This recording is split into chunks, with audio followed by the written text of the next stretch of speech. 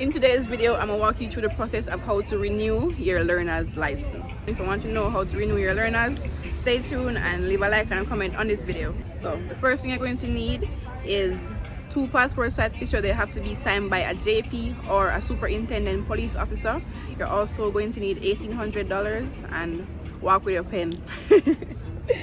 Don't forget to bring your expired learner's license. So bring your CRN, and that's it, guys. I'm gonna upload a picture of the form right here to show you guys everything that you're going to fill out. So this is the form you're going to fill out. Your name, this so your TRN, this so your address, your date of birth, this so phone number, email, the parish, any parish where you know, this so sign dates, and then I put the picture here. So that's it, guys. So I want everybody to go renew them learners today, because me do mine see there or no.